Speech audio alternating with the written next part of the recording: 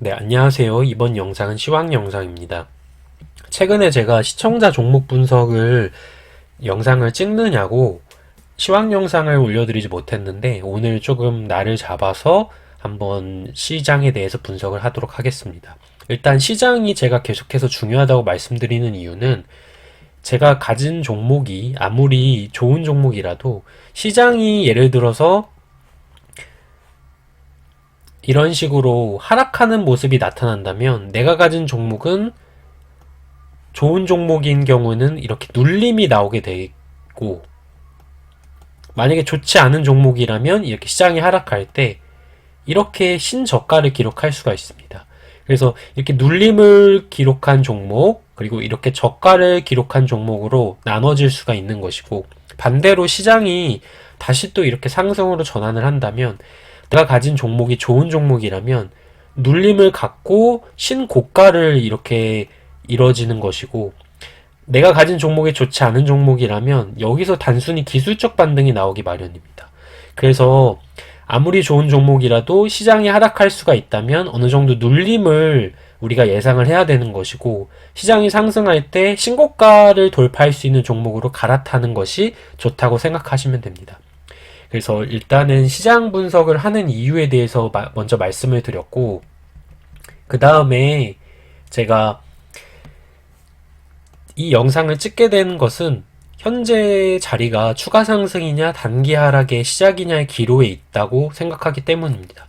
추가 상승의 근거로 생각할 수 있는 것은 이전에 시가총액 상위주가 하락을 이제 마치고 계속해서 반등의 가능성을 보였기 때문에 추세적인 하락이 나오지가 않았다고 우리가 예상을 할 수가 있습니다. 그래서 이렇게 주가가 빠지면서도 여기서 이제 계속해서 하락으로 가는 것이 아니라 여기서 하락이 멈출 거라고 예상했던 근거는 시가총액 상위주인 삼성전자, 하이닉스, 그리고 자동차주를 보시면 알 수가 있습니다. 첫 번째로 삼성전자 같은 경우는 최근에 빠질 때도 이렇게 지지선, 중요한 지지선인 이 8만원대를 지지를 하는 모습이고, 양봉이 계속해서 4번 연속 이렇게 나타났기 때문에 어느 정도 하락이 제한적일 수 있다고 생각하실 수가 있습니다. 특히 최근에 코스피가 마지막 빠졌던 이 5월 3일을 기준으로 봤을 때 삼성전자 같은 경우는 5월 3일날 오히려 이렇게 지지하는 모습을 보였습니다. 그렇기 때문에 하락은 제한적일 수밖에 없었구나 라고 우리가 어느 정도 예상을 할 수가 있었던 것입니다. 마찬가지로 하이닉스 같은 경우도 보시면 이렇게 중요한 지지선을 지지를 하는 모습이고, 이 121선에 어느 정도 지지가 이루어지고 있는 자리이기 때문에 여기서는 계속적인 하락보다는 단기적인 반등의 가능성을 어느 정도 예상을 할 수가 있었습니다. 마찬가지로 현대차 같은 경우도 5월 3일날 이렇게 예전에 있었던 이 갭을 메꾸고 이 자리에서 지지가 나온 모습을 우리가 확인을 할 수가 있습니다. 그래서 지금 현재 모습으로는 이렇게 시가총액 상위주인 대형주가 어느 정도 바닥을 이제 찍은 모습을 우리가 확인할 수가 있습니다. 그래서 이런 대형주들이 만약에 21선이나 61선을 다시 재돌파를 하고 안착을 한다면 지수의 추가적인 상승을 어느 정도 예상을 할 수가 있다는 것입니다. 그래서 삼성전자도 지금 21선과 61선 아래에 있지만 이 자리를 돌파한 이후에 다시 이때 모습처럼 안착을 하려고 하는 모습이 보인다면 다시 주가가 상승할 수 있구나 생각을 하시면 됩니다. 그리고 또 한 가지는 부러진 자리를 다시 왔다는 것인데, 선물지수로 놓고 봤을 때 이때 이제 매물이 많은 자리를 다시 또 이렇게 다시 또 왔다는 것은 이 자리에서 매물을 어느 정도 소화를 하고 추가적인 상승이 나타나면서 예전에 있었던 이 440과 450을 다시 재도전을 할 수 있는 모습이기 때문에 현재는 그런 생각을 할 수가 있는 것이고, 또 다른 것으로는 미국의 다우존스 지수가 신고가를 돌파를 하고 있다는 겁니다.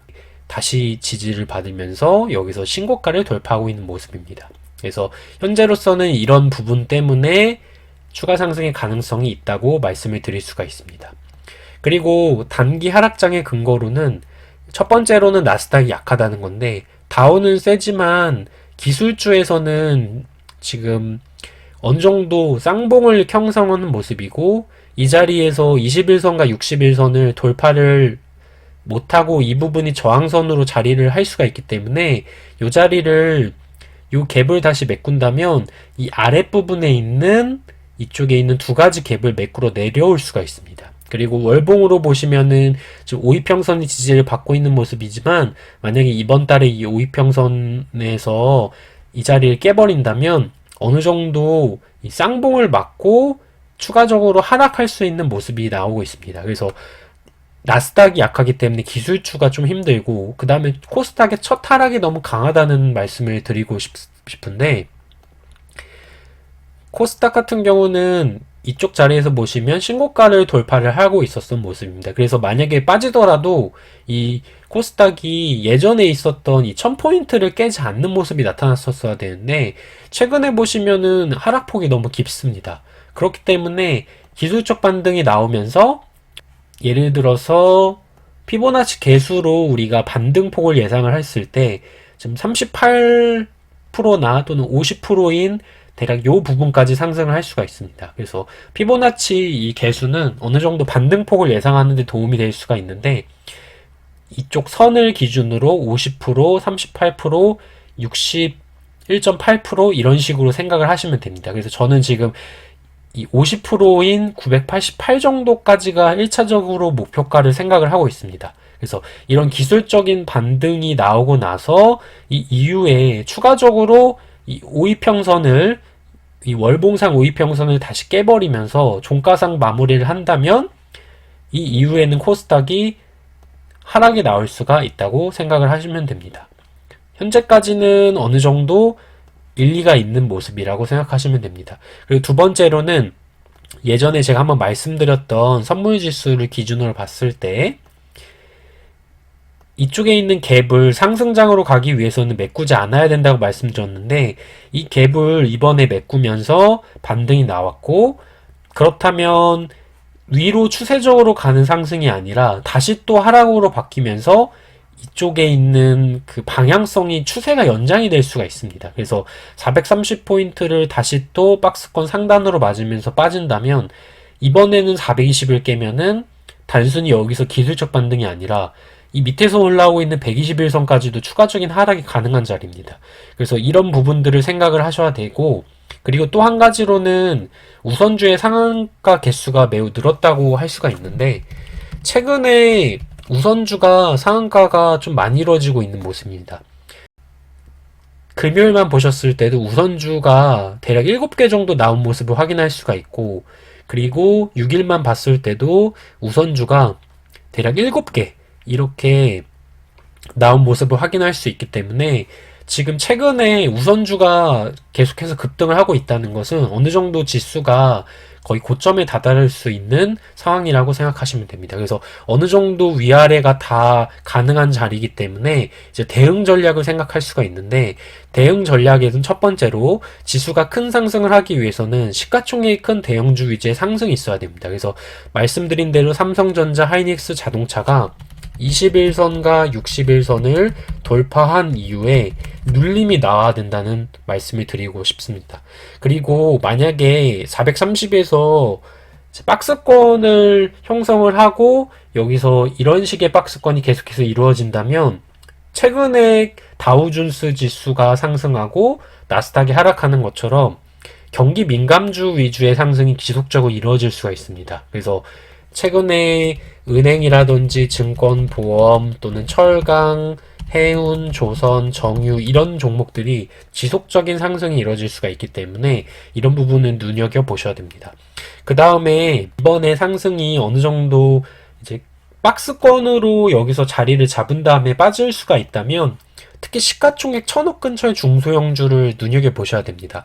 대형주는 이 자리에서 지수가 박스권이기 때문에 올리기가 부담스러워서 어느 정도 세력들이 우선주라든지 아니면 시가총액에서 1000억이 안 되는 단조 그리고 DY파워는 여기서 시가총액이 낮은데 추가적인 상승이 가능한 모습이고 건설주에서도 보시면은 이렇게 시가총액이 1000억권 미만에서 상승이 나왔다고 생각하시면 됩니다. 이런 대형주는 코스피 지수가 안정권에 다다라야 상승이 나올 수가 있고, 현재로서는 어느 정도 건설주가 오른 상황에서 그동안 오르지 않았던 특수건설, 남강토건, 이화공영, 사모개발 이런 종목들의 상승이 나온 것을 보실 수가 있습니다. 그래서 시가총액이 낮은 뭐 고려시멘트라든지 이런 종목들을 눈여겨보셔야 된다고 말씀드리고 싶습니다. 그리고 단기적인 저 같은 경우는 단기적인 박스권을 예상해서 430 근처에는 대형주 비중을 좀 축소할 것이고, 시가총액 1000억 근처 중소형주를 눈여겨볼 것 같습니다. 그래서 최근에 정유주에서 제가 한번 말씀드린 것처럼 정유주에서 시가총액이 낮은 종목을 눈여겨보셔야 되고, 그리고 최근에 급상승한 경기 민감주에서 안 오른 민감주, 그래서 정유주가 추가 상승이 가능하고, 또 여행이나 카지노 면세, 그리고 소비재 쪽으로 돈이 좀 옮겨갈 수 있기 때문에 이런 부분들을 눈여겨보셔야 된다고 생각하고 있습니다. 그러면 여기까지 분석을 마치도록 하겠습니다.